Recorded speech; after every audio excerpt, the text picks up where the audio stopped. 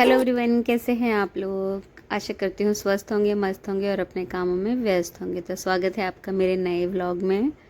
और संडे का दिन है, मैं सुबह सारा काम कर चुकी हूँ घर का।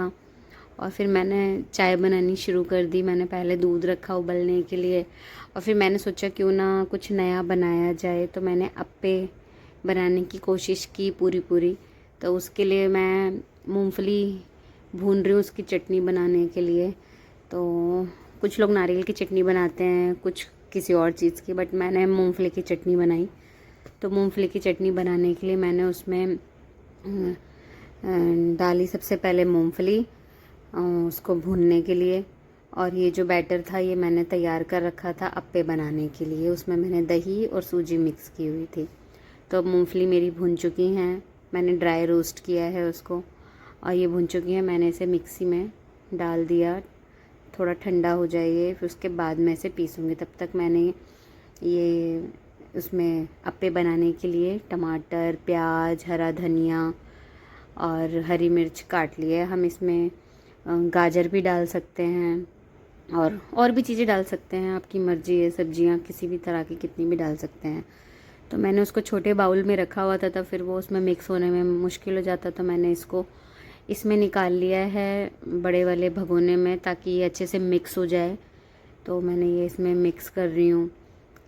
और मेरी बेटी को बोल रही थी कि मम्मा क्या नई चीज़ बना रही हो, तो मैं भी खाऊंगी। वो बड़ी एक्साइटेड थी। तो ये मैंने मिक्स कर लिया है, बैटर पूरा अच्छी तरह से तैयार हो गया। अब इसको थोड़ी देर के लिए मैं रख दूँगी। इसमें मैंने इनो भी डाला है ताकि वो फूल जाए। और मैंने अब चटनी के लिए हरी मिर्च, मैं इसमें चटनी में ना हरी मिर्च डालूँगी। और मैंने मूंगफली पहले रख ली, मूंगफली अब उसमें ठंडी हो चुकी है जो भून के डाली थी मैंने।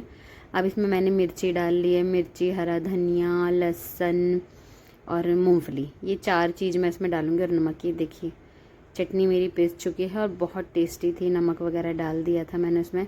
अब ये मैंने बैटर तैयार किया था, इसके लिए मैंने तड़का तैयार कर लिया। उसमें सिर्फ मैंने राई डाली है तेल में।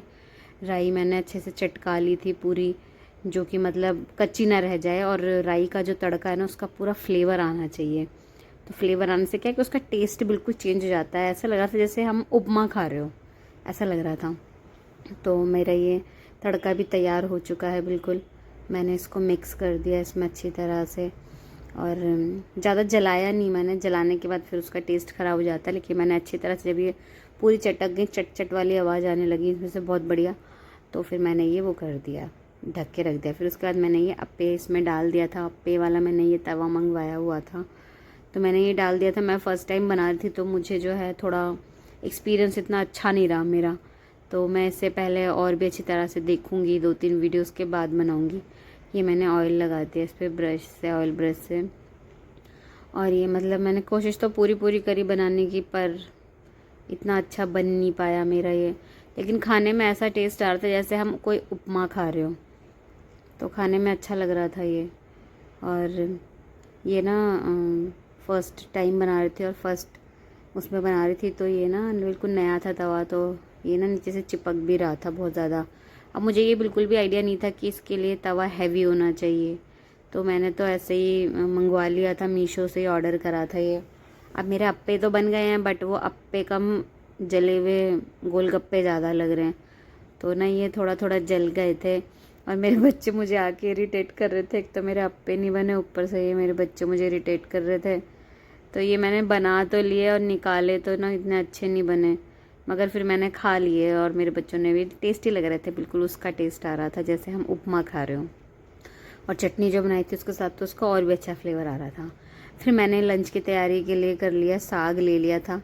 तो साग जो था कि वैसे तो गली में जो आते हैं देने के लिए वो काट के दे देते हैं, उनके पास मशीन होती है, बट उस वाले के पास ना मशीन नहीं थी। तो मैंने ये सरसों, पालक, मेथी और बथुआ, ये ना चारों चीज़ काटी पहले नीचे ही बैठ के। फिर मैं ऊपर लेकर आई, मैंने इसको धोया 3 बार, ये तीसरी बार धो रही हूँ मैं अब। और पूरा क्लीन हो चुका है क्योंकि ज़्यादा मिट्टी नहीं थी, पहले से भी वो लोग धो के लाए थे। तो ये अब पूरा धुल चुका है। मैंने इसको अच्छे से इसमें फिल कर दिया, एकदम भर दिया दबा दबा के, क्योंकि ये भाप लगने के बाद ना पिचक के बहुत कम हो जाता है। तो मैंने इसके ऊपर डाल दिया, इसमें थोड़ा पानी डाल दिया। और इसमें मैंने हरी मिर्च बहुत सारी काट के डाली थी, क्योंकि लाल मिर्च नहीं डालनी चाहिए ना हरी सब्जियों में, तो हरी मिर्च डाल दो तो उसका टेस्ट बहुत अच्छा आता है। और मैंने इसमें हरी मिर्च डालनी शुरू करी, काफ़ी सारी मैंने काट ली थी। और जिस हिसाब से आजकल हरी मिर्चियाँ आ रही हैं ना, बिल्कुल भी तीखी नहीं है, मिर्च में कोई टेस्ट ही नहीं आ रहा। फिर उसके बाद मैंने बहुत अच्छी तरह से साग बन गया तो तड़का लगाया, और मेरे बेटे को लग रही थी भूख, तो मैंने उसके लिए गेहूं के आटे की रोटी बना के दे दी। और यह है साग, देखिए पूरा फुल था लेकिन कितना सा रह गया, 1.5 किलो साग था ये।